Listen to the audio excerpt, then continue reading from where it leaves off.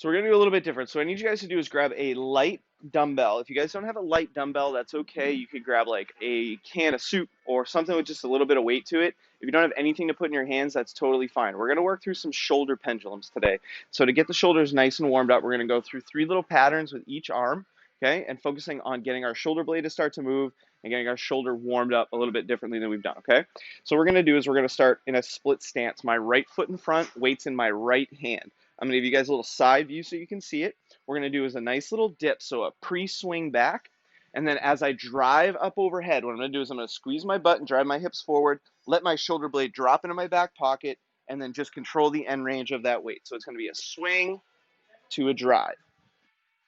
And again, this is why this shouldn't be super heavy weight, is we're starting to work on the control at the top of the motion and overhead, dipping that shoulder blade back into the back pocket, using our butt and our hips to decelerate our upper body so we're not using our low back or our shoulder to do it. Okay, let's do about 3 more. Sometimes it feels good if you want to put the hand on the shoulder just to kind of guide that shoulder blade back. Beautiful. Let's switch legs and switch arms. Nice little swing back. That swing back's just as important. We want that shoulder blade to tip forward, and then we want to get it to tip back. It's almost like we're unlocking it. Again, if you don't have a weight, that's okay. Just use the momentum of your arm and your legs to drive overhead. We should feel like we're using the momentum of the dumbbell more than anything. Good, couple more. Beautiful. So that takes that shoulder blade into that little tip forward and tip back. So that protraction, kind of retraction, a little elevation, depression. What we're going to do now is we're going to go into what we call a little bit scaption. So that just moves the shoulder blade in a little bit more frontal plane or rotation aspect. So I'm going to face the opposite direction for this one. You guys are going to see me kind of go into a little squat, and then I'm going to drive overhead. My thumb is going to go straight that direction towards the opposite wall. I'm going to push my hip the opposite direction, come back and swing in front again. So if you watch me forward, it's a small dip to a drive. So my palm is always going to be facing forward. So even when I get overhead, palm is still facing towards you. Good. Use your hips and your legs to decelerate that motion a bit. So drive those hips side to side. Good. Let's go 3 more.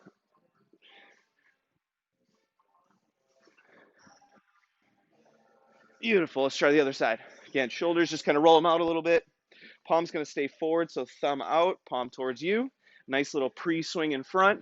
Drive up overhead, push the hips out.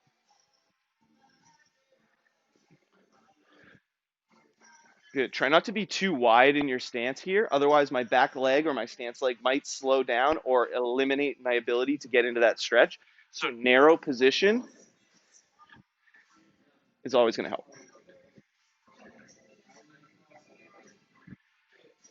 Good. 3 more. Lengthening that side tissue, really pushing that hip out to decelerate the shoulder. Good, you guys, perfect. All right, last one, we're gonna go into a little rotation. So we hit our sagittal plane, we hit our frontal plane, so we gotta add in some rotation in that transverse plane. So I'm gonna go right foot slightly in front. I'm gonna pretend like I'm taking the weight out of my side pocket, and then I'm gonna come around the corner, squeeze my shoulder blade back, rotate through my hip, and swing back to the beginning. Good, notice that I have a slight bent elbow. I don't wanna have a straight arm for this. That tends to dump into the shoulder too much. So squeeze that shoulder blade back, a little bit of a fixed bent elbow, and then using my core and my hip to slow down that rotation. We should be finishing through the hip and the glute, not through the low back. So don't get that extra little side bend. Good. And there's that protraction, retraction of that shoulder blade. It's nice and active. We'll feel that in the workout. It'll be nice and ready to go. 2 more. Saying about shoulder height. Good. Switch arms. Let's hit that last side. Again, little split stance.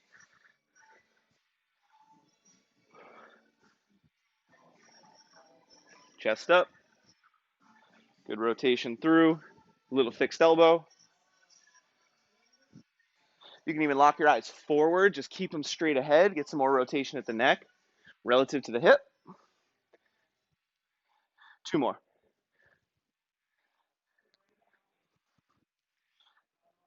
good, you guys. Go ahead. Let's march those legs out. Beautiful. Always fun to start with some pendulums.